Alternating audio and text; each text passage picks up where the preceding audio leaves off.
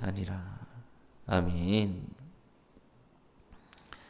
네, 오늘 이 새벽 가운데 또 우리에게 주시는 하나님 말씀입니다. 오늘 말씀의 제목은 왜 하나님을 섬겨야 하는가 라는 제목으로 말씀을 전하고자 합니다. 왜 하나님을 섬겨야 할까요? 많은 이들이 하나님을 올바로 섬겨야 되는데 기복신앙 안에 머무는 이들이 참 많습니다. 그리고 사단이 원하는 전략 가운데 하나가 우리 그리스도인들이 기복신앙 안에 머물도록 하는 거예요. 그래서 복을 빌고 복을 받으면 하나님께서 나를 축복해 주셨어. 그런데 그 자기가 복이라고 생각했던 것들이 떠나가면 하나님이 나를 버리셨어. 그러면서 하나님을 원망하며 떠나가도록 만드는 것이 이 사단의 전략 가운데 하나인 것입니다. 우리가 왜 하나님을 섬겨야 하는가? 그 말씀을 오늘 우리 욥기에서 우리가 보도록 하겠습니다. 오늘 말씀을 보면은 욥은 동방에서 가장 으뜸가는 그런 부자로 하나님이 만들어 주셨어요. 그런데 그런 욥에게 엄청난 비극이 닥치게 됩니다. 한순간에 보면은 모든 것이 날아갔어요. 큰 재산의 손해도 보았고 자녀들이 그냥 집이 무너져서 한순간에 다 잃어버리는 그런 끔찍한 일도 겪었습니다.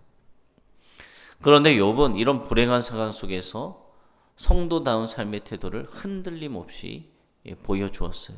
그래서 우리 모든 성도들도 어떤 어려움을 당해도 욥처럼 이렇게 견뎌내며 흔들림 없는 우리 모두가 되어지기를 소망합니다. 이 고난이 찾아왔을 때 성도가 해야 되는 자세는 어떤 것일까요?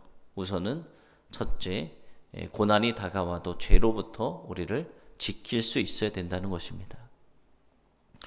욥은 이 자신이 당한 불행한 일들 속에서도 하지 않은 것이 있었어요. 그것은 하나님을 원망하는 죄를 짓지 않은 거예요. 시련 때문에 매우 슬프죠. 얼마나 슬픕니까? 재산을 잃은 거, 그것도 슬플 수 있어요. 하지만 모든 자녀들을 다 잃어버렸잖아요. 10명이나 되는 그 모든 자녀를 한순간에 잃어버렸습니다. 너무나도 그 아픈 마음 때문에, 감정 때문에 하나님을 원망할 수 있을 것 같아요.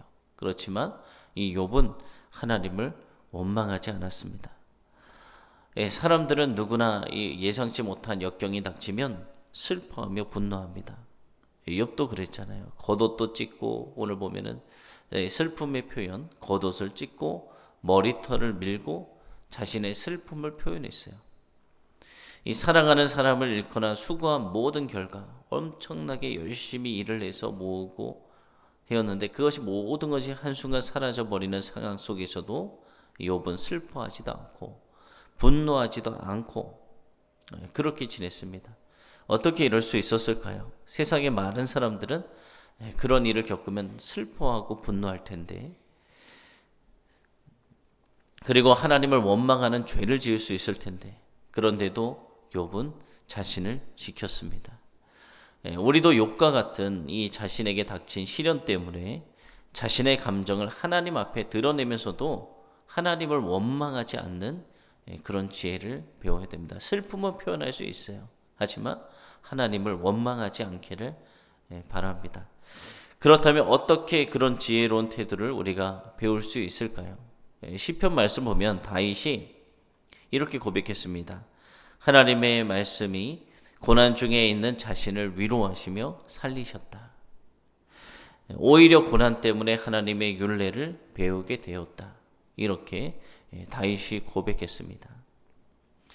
우리가 시련 가운데 하나님을 원망하는 그런 죄를 피하는 방법이 있어요. 그것은 하나님의 말씀에서 떠나지 않는 거예요. 하나님 말씀에서 떠나가면은 이 도무지 이해되지 않는 상황 가운데 갇히게 되면 하나님의 뜻이 무엇인지 모르면 하나님을 원망하게 됩니다.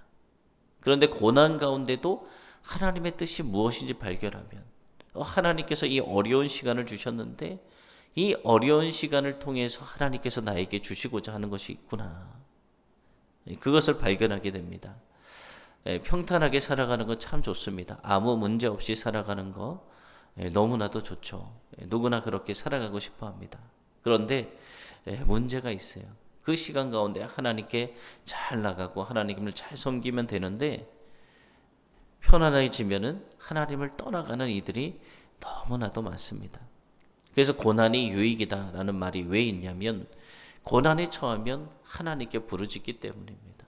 하나님 앞에 나오기 때문입니다. 하나님과 더욱더 친밀한 관계 속으로 나아갈 수 있고 더욱더 큰 하나님의 은혜를 경험할 수 있기 때문에 고난이 유익이다. 세상이 주는 그 어떤 유익보다 하나님이 주시는 유익이 훨씬 크기 때문에 우리는 또 그렇게 이야기합니다. 우리가 하나님 안에 머물러 있으면 하나님께서 말씀으로 우리를 찾아와 만나주시고 반드시 위로해 주실 것입니다. 그 결과 우리는 어떻게 됩니까?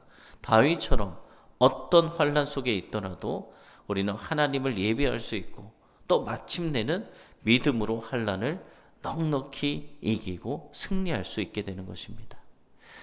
그 다음에 어떻게 되느냐? 하나님의 주권을 우리가 인정해야 돼요. 이 너무나도 어려운 시련 속에서도 욥은 하나님의 주권을 인정했어요. 그리고 하나님을 찬양했습니다. 그러면서 욥은 하나님이 나의 주인이시다 철저히 믿고 있었어요. 이러한 믿음은 평탄할 때나 환난 중에나 욥을 보니까 전혀 변함이 없었어요. 큰 불을 주셨을 때도 하나님과의 관계가 가장 우선시 되었잖아요. 그리고 모든 재산과 모든 자녀를 잃는 그 슬픔, 어려운 가운데서도 욥은 하나님을 원망하지 않고 하나님과의 관계 속으로 나아갔습니다. 욥이 이러한 믿음을 가질 수 있었던 것은 그가 하나님께 받은 수많은 복에 마음을 빼앗겼지 않았기 때문이에요.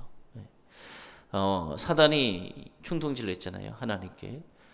욥이 하나님을 잘 섬기는 이유는 욥에게 하나님께서 많은 것을 주셨기 때문에 하나님을 섬기는 것이다. 그래서 지금 어려운 상황에 처해 있습니다. 모든 것이 다 날아갔어요. 그런데 욥을 보니까 그는 신실한 하나님의 사람이었어요. 재산의 마음이 빼앗기지 않았다는 것입니다. 하나님이 주신 그 복에 마음이 빼앗기지 않았다는 거예요. 욥에게 가장 중요한 것은 하나님이 주신 선물들이 아니라 그는 고백했습니다. 나는 태어날 때부터 알몸으로 태어났다. 아무것도 가진 것 없이 태어났다. 그리고 내가 지금까지 누려왔던 이 모든 것이 하나님께서 주셨기에 누릴 수 있었고 다시 취해갈 수 있는 분도 하나님이다라는 사실을 그는 인정하며 살았습니다. 그렇기 때문에 욥은 이 환난 중에도 하나님을 찬양하고 예배할 수 있었던 것입니다. 우리도 하나님의 자녀예요. 하나님의 자녀로 부르심을 입은 우리에게도 다양한 이런 모습으로 고난과 시련들이 찾아옵니다. 그런데 우리가 이기적인 욕망을 위해 하나님을 수단으로 삼는 잘못된 그런 믿음 생활을 하고 있었다면 결코 어려운 고난과 시기 앞에 우리가 하나님을 찬양하고 예배할 수 없을 것입니다. 왜냐하면 우리 관심이 하나님이 주시는 물질적 풍요와 안락한 삶에 집중되어 있다면 그런 것들이 사라져버리면 어떻게 될까요? 하나님을 예배하기 불가능해지는 거예요. 그것 때문에 하나님이 주실 걸 기대하고 그것 때문에 하나님을 예배했기 때문에 하나님을 알고 예배하는 것 자체가 목적이 되는 그런 우리가 믿음의 생활을 할 수 있기를 소망합니다. 이 만물의 주인이신 하나님의 주권, 그것을 인정하고 그 주권, 주신 이도 하나님, 거두시는 이도 하나님, 그것을 기억하며 순종하며 살아갈 때 우리도 욥과 같이 모든 시련 속에서 어떤 어려움이 와도 하나님을 찬양하며 하나님을 향한 믿음을 지킬 수가 있는 것입니다. 고난이 찾아올 때 믿음이 흔들립니다. 마음은 연약해지기 쉽습니다. 그런데 고난의 이 시기를 굳건한 믿음으로 이겨내기 위해서는 오늘 말씀을 통해서 우리에게 들려주시는 것이 하나님의 말씀을 떠나지 않겠다고 결단하고 기도하는 것이다. 이렇게 말씀하고 있습니다. 그러면 하나님은 하나님의 말씀을 통해서 연약해진 우리에게 말씀을 통해서 새롭게 해주세요. 말씀을 통해서 힘을 주세요. 그래서 하나님의 주권을 인정하게 하세요. 이 어려운 상황도 하나님께서 무슨 뜻이 있으실 거야. 주신 이도 하나님, 거두시는 이도 하나님.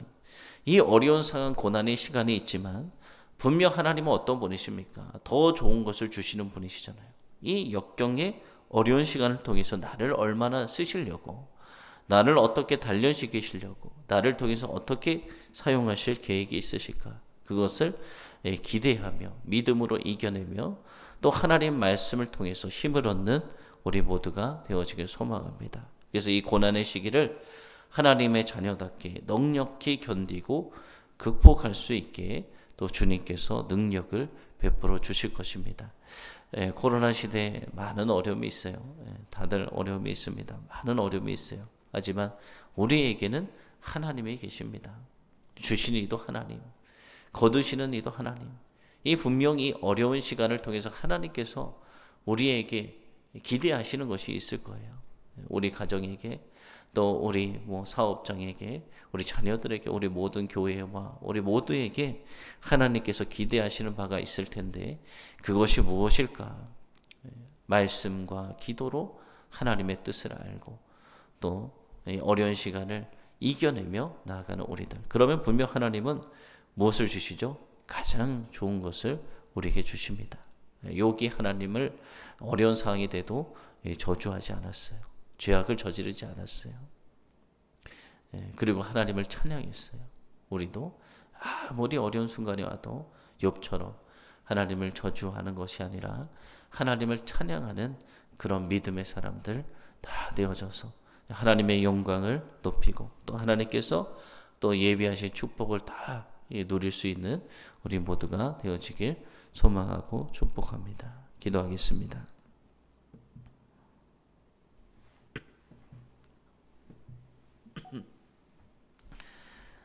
살아계시고 은혜가 풍성하신 하나님, 주님 감사합니다.